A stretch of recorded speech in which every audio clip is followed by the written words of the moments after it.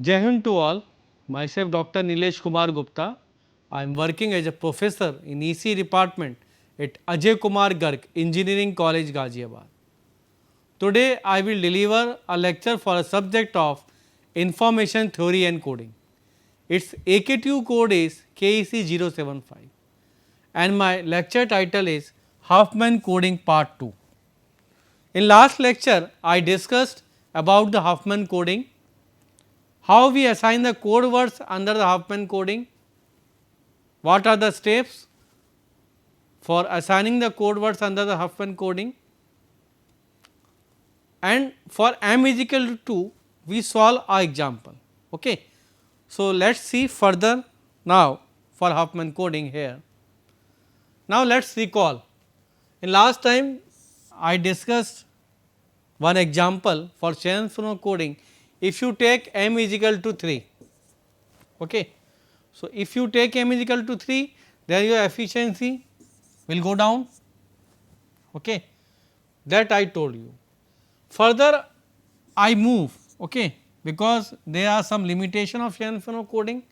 So, to overcome those limitations we are coming for Huffman coding, because in Shannon coding there is no guarantee to obtain a unique code or to get the optimum results, optimal code, because our motive is what? From source coding we want to every time to get optimal code. Optimum means to get the best possible results. It means ऐसा code जो minimum average length they with maximum efficiency. So that's under the Hopman code. Hopman code में वो possible है. Next we will see here the example of Huffman code. Okay. So, for m is equal to 2 we solve for Huffman code. Now, I will tell you about the Huffman coding if we are taking m is equal to 3.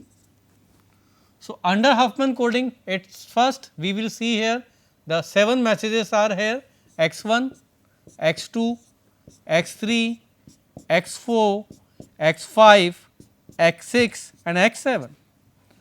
First step is what? पहली step क्या थी हमारी? First step is this, what? You have to arrange your probability of messages into their non increasing order. Okay. Decreasing order में आपको probability को जमाना है. Fortunately here you can see in our example all the probabilities as per the messages are arranged already in non increasing order. तो पहला काम क्या है, इसको non increasing order में हमें जमा लेना है. कैसे जमाएंगे? ये जमाई हुआ 0.4, 0.2, 0.12, 0.08, 0.08, 0.08 and 0.04. First task is completed here. What? You have to arrange the probability into the non-negative. Now, we have to take here m is equal to 3. It means we have to take here 3 letters for encoding the messages. Okay. 3 letters means 0, 1, 2. और भी कुछ आप ले सकते हैं, depends upon you, because we are dealing here binary. So, we already take 0, 1 and 2. If m is equal to 4 quaternary, okay, then you can say what? You can take 0, 1, 2, 3. Okay. So, here what you have to take m is equal to 3, 0, 1, 2 आप coding के लिए यहाँ पे use करेंगे. अब अगला process क्या होता है? रिडक्शन. फर्स्ट रिडक्शन देखते हैं अपन कैसा होगा. रिडक्शन मतलब क्या करना होगा? लीस्ट प्रोबेबिलिटीज को कंबाइन करके उनके सम को again you have to arrange into what? Non increasing order of probability values. Okay. फिर अगेन लीस्ट 3 को, क्योंकि m बराबर 3 है यहाँ, फॉर m बराबर 2 जब था तो in that example you have to combine least 2 probabilities, but here m equal to 3, so you have to combine least what? 3 probabilities. Okay. So here least 3 कौन सी है हमारी? दिस. ओके. इन 3 को ले लिया, 3 पार्ट कर लिए. अब कोडिंग कुछ भी 0, 1, 2 में ले ली हमने, 2, 1, 0 कुछ भी ले लो, कोई ज़बरदस्ती नहीं है. 3 आपको लेटर कोई भी लेने हैं. अब इनका समेशन किया, कंबाइन किया और फिर से अरेंज किया हमने. कितना होगा 0.08, 0.08, 0.04, मतलब कितना हुआ 0.16, 0.2. Okay, again you have to arrange what, उसको फिर से अरेंज करना है हमको. 0.4, 0.2 जो पहले से था, अब ये अगला 0.2 आ गया यहाँ पे. Okay, then 0.12 and 0.08. ठीक, again this is first reduction. Second reduction we can see here what, again 3 लोगे आप, least 3 probabilities. Again you have to assign some code words. Okay, 0, sorry 2, 1, 0. Again you have to sum this. तो sum करो कितना आएगा इसमें 0.4. Again you have to arrange 0.4. This will be 0.4 and 0.2. फिर add होकर यहाँ पहुँच गया हमारा this one. In third reduction, what will happen? Again least 3 probability लोगे. अब जब 3 लोगों तो हमें से कितना आ गया 1, तो थर्ड में ये खत्म. अब आप क्या करोगे यहाँ पे, फिर से इनके लिख दोगे कोडिंग, क्या 2, 1, 0.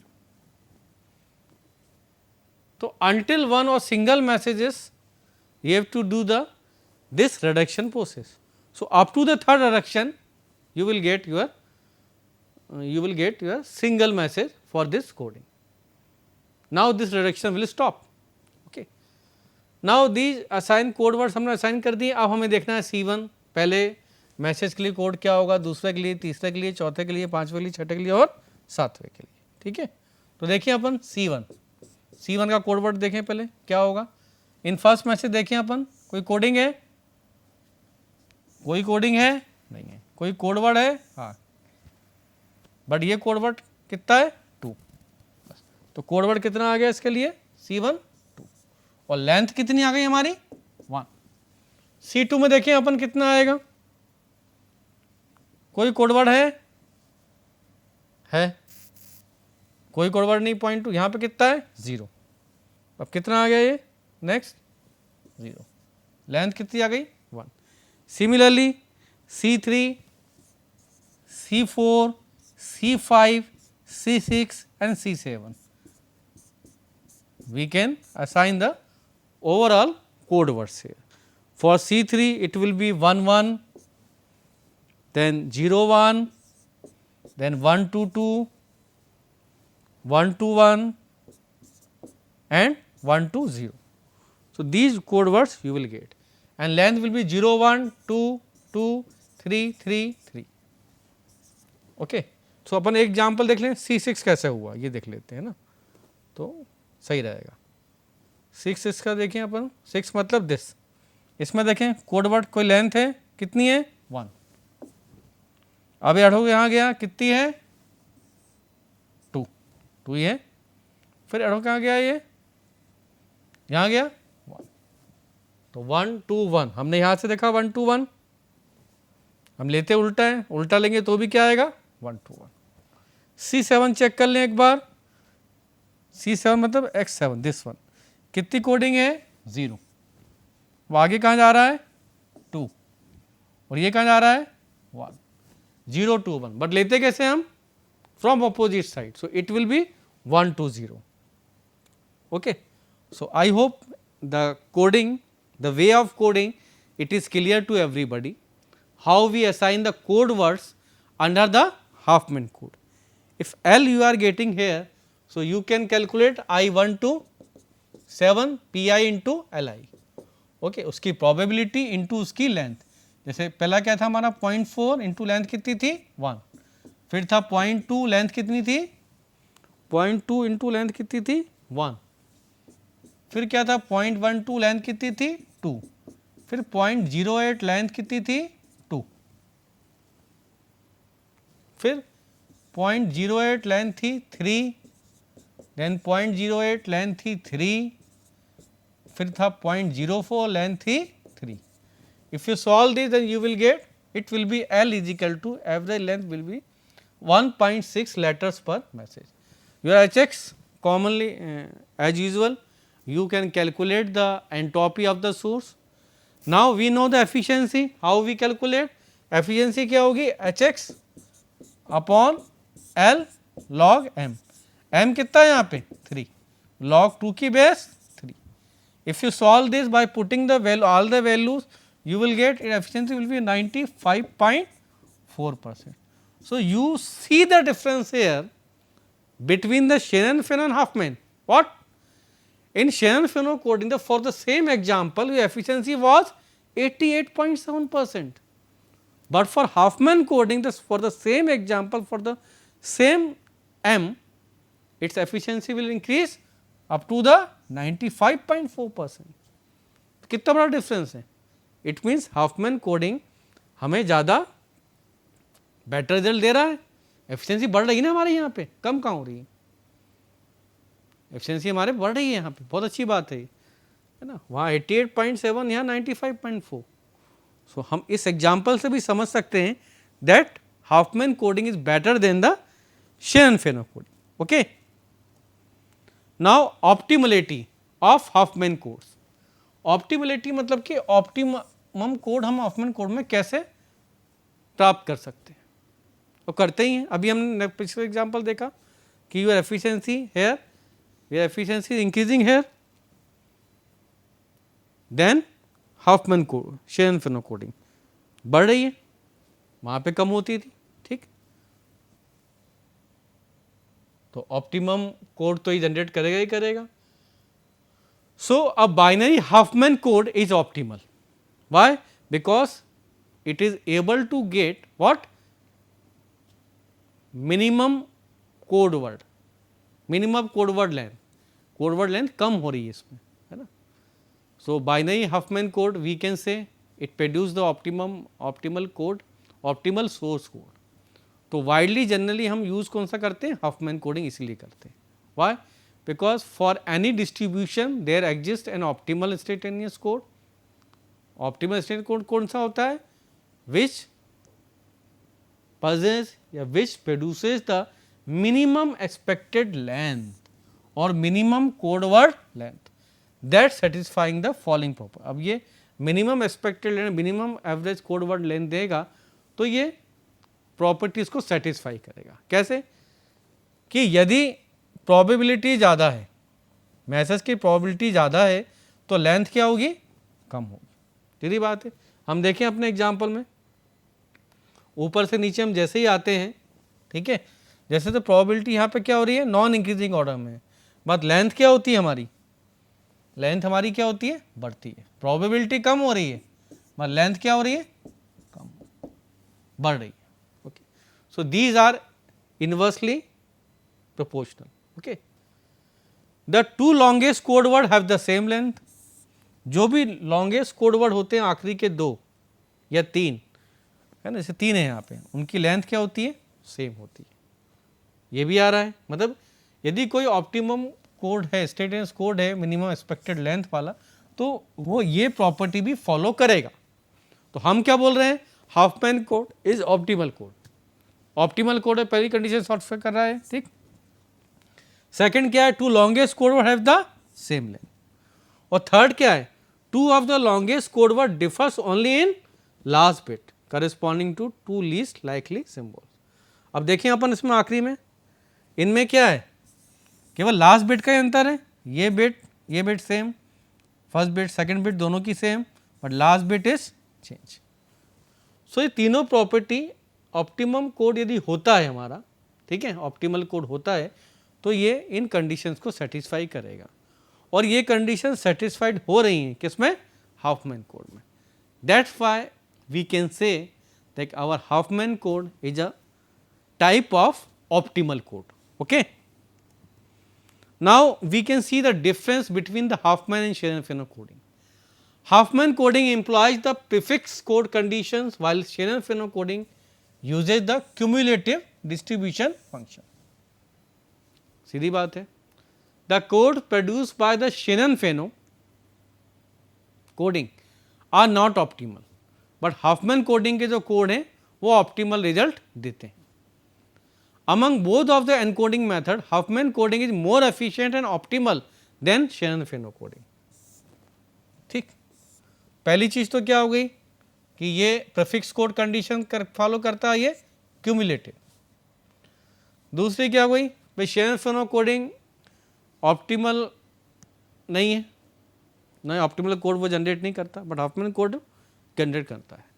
Now both of the encoding में क्या है, Huffman coding more efficient and optimal, ज़्यादा एफिशिएंट। हमने देखा अभी for the same example where efficiency is more in Huffman coding than Shannon Fano coding. Okay, so these are the differences that you will find between the Shannon Fano and Huffman coding.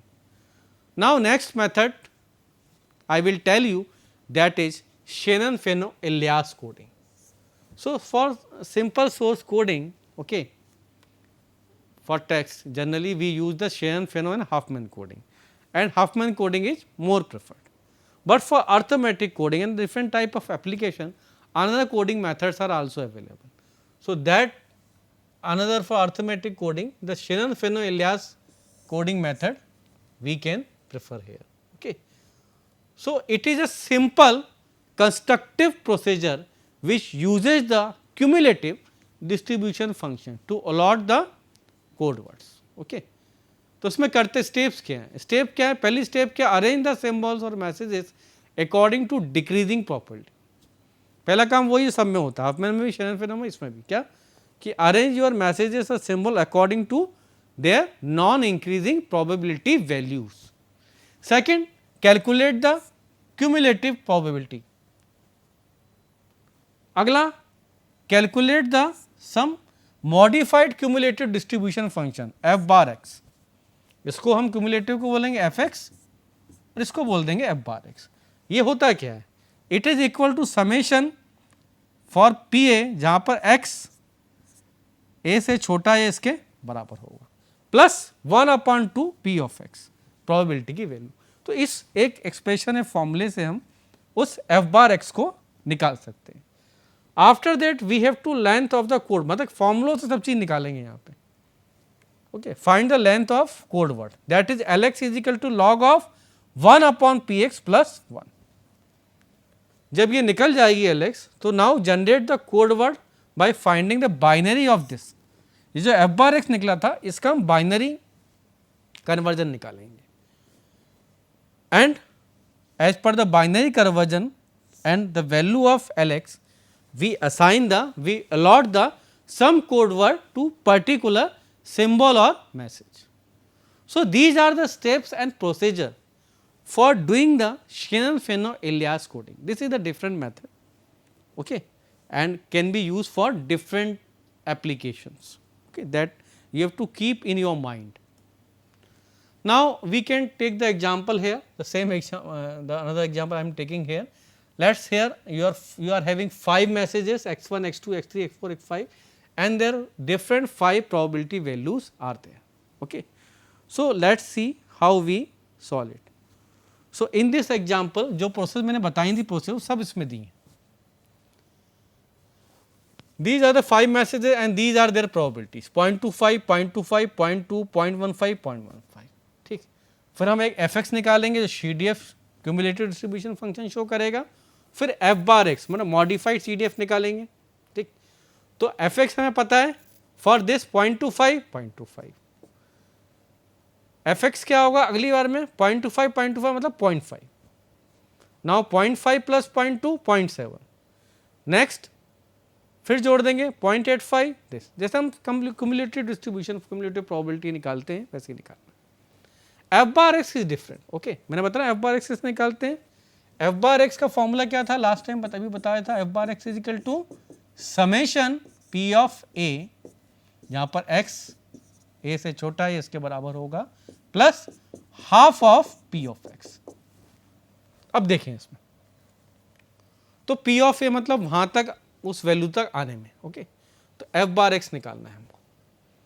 तो यहां तक अभी तो कुछ है नहीं, अब क्या है उसमें यहां पे ये 0 हुआ पहली टर्म, अगली हाफ ऑफ पी एक्स का आधा 0.25 का आधा कितना हो 0.125। नेक्स्ट अभी पी ऑफ एस कितना है 0.25 प्लस पी एक्स का आधा 0.25/2 कितना आ जाएगा, जो भी सॉल्व करोगे that will be 0.375। Next what 0.25 कितना आ गया 0.5 0.5 plus 0.2 by 2, that will be 0.6. ऐसे ही 0.7 plus 0.15 by 2, that is 0.775. Similarly, we will get 0.925. So, in this way we can calculate this modified CDF value. Okay. Now, we convert this CDF into binary as usual, जैसे binary conversion करते हैं. Now, LX, this is the already expected length हम निकालते हैं इस फॉर्मूले से. That formula is what? Log of 1 upon px plus 1. तो P of x क्या है? This. तो log of 1 upon 0.25 plus 1. Base कौन सी होगी? 2. Always remember the base of log always we have taken only 2.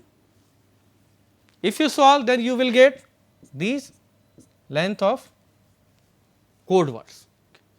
अब इसकी 3 आई, हम कौन सा कोड भाई, बहुत सारे थे, तो हम स्टार्ट करते हैं. Okay hair. ओके सो 3 मतलब 001. नाउ इसकी भी 3 है तो आराम से 011. इसकी कितनी है? 4. Okay so we start from here. Okay so it will be 001. क्या लिया हमने? 1001. ओके फिर इसकी कितनी है? This is 1100. तो we can start. Okay take 4, only 4, 110. तो only we have to take this 4, this 4, this 4, this 3 and this 3. So, these are the assigned code words. These are the assigned code words. Okay. So, in this way we can generate the code words under the Shannon-Fano-Elias coding. अब Shannon-Fano-Elias coding produces a binary prefix code allowing the what? For direct decoding. It is a lossless, ये बहुत बड़ा advantage का, it is a lossless coding scheme used in digital communication.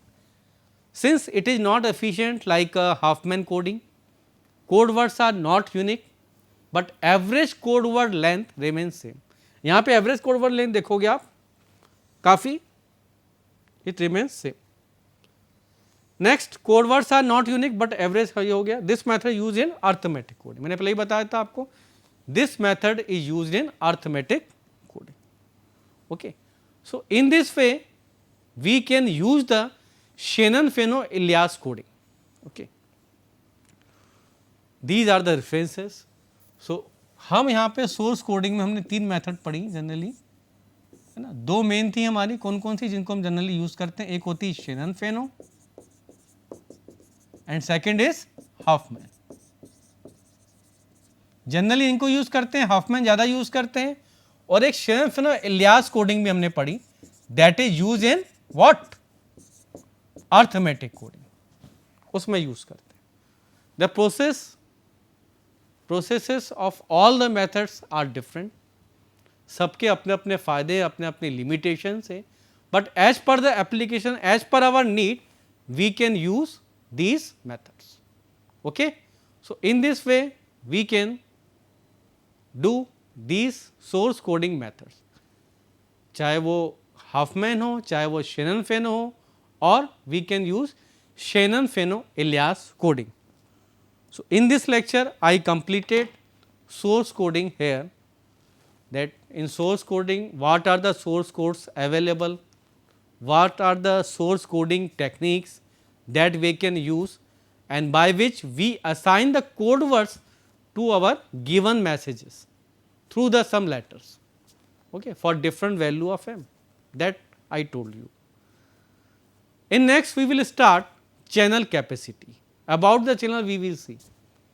अभी हम source coding पे आए थे, source coding, decoding इसकी हमने बात करी पूरी. Because in information theory encoding एक हो गया source encoder decoder, एक होता है channel encoder decoder. Next we will see about the channel, कि channel क्या होता है, their ability and their identification, okay, by different parameters, that we will see here. Okay. So, I hope it will be clear to everybody that I told you in the source coding. Okay. So, thank you very much.